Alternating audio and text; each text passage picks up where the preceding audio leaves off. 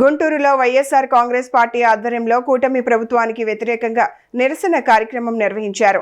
చంద్రబాబు వెన్నుపోటుకు 2 ఏళ్లు పేరుతో చేపట్టిన ఈ కార్యక్రమంలో వైఎస్ఆర్సీపీ నాయకులు ప్రభుత్వ వైఫల్యాలను ఎండగట్టారు.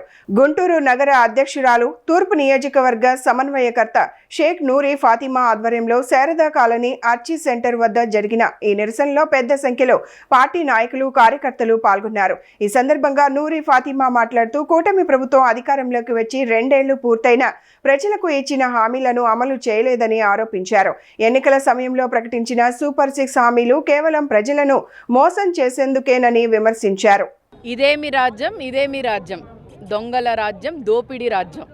ఎందుకు ఈ మాట అనాల్సి వస్తుందో ప్రజలందరికీ కూడా దీని గురించి అవగాహన ఎక్కువే ఉంది.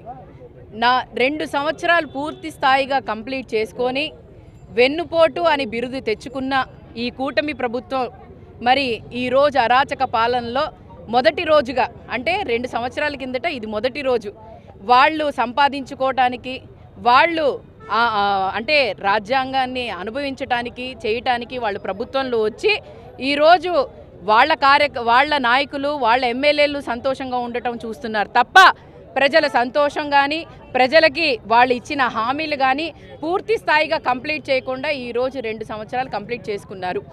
నిన్న నిరసన కార్యక్రమం చేపట్టాం.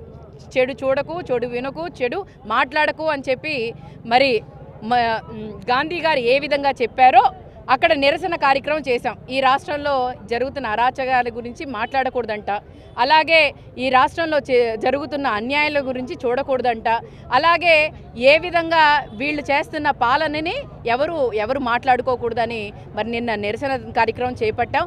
అలాగే ఈరోజు మరీ ముఖ్యంగా పేదవాడి ఆర్తనాదాలు, పేదవాడి కడుపు మంటని చూయిస్తూ ఈరోజు పెరిగిన ధరల గురించి ఈరోజు నిరసన కార్యక్రమం ఇక్కడ శారదా కాలనీలో చేయడం జరిగింది.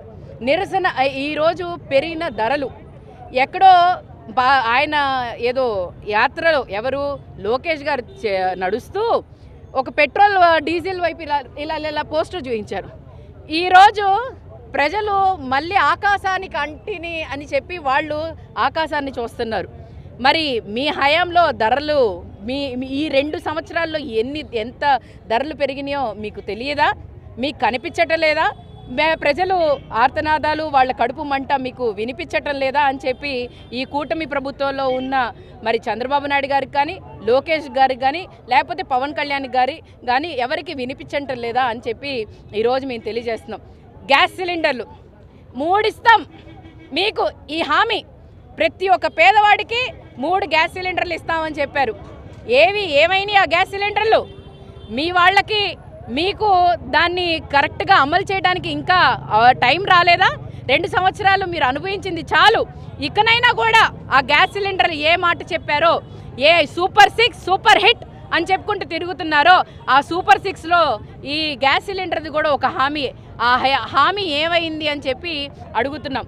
అలాగే తల్లికి వందనం, మహిళలు, అది గ్యాస్ సిలిండరు ఇంటి ఆడబిడ్డ అయిన మహిళకే మీరు వాగ్దానం చేశారు. అలాగే తల్లికి వందనం అని చెప్పారు. ఏమైంది ఆ పథకం అని మిమ్మల్ని అడుగుతున్నాం. అలాగే మీరు చూసుకుంటే మహిళలకి మీరు మరి 1500 నెలకి ఇస్తానని చెప్పారు. ఏమైంది ఆ పథకం? డిఎస్సి, ఒక యువతరానికి మరి మెగా డిఎస్సి అని చెప్పిన ఆ పథకం ఏమైంది? ఇవన్నీ బోగాస్ మాటలేనా? ఇవన్నీ గాలి మాటలేనా? ఇవన్నీ అంటే చేయలేని మాటలేనా? అంతే తప్ప వేరే ఒక హామీ ఇచ్చాము అని అంటే మాట మీద నిలబడే నైజం లేదని చెప్పి పూర్తి స్థాయిగా ఈ ప్రభుత్వం విఫలమని చెప్పి మేము తెలియజేస్తున్నాం.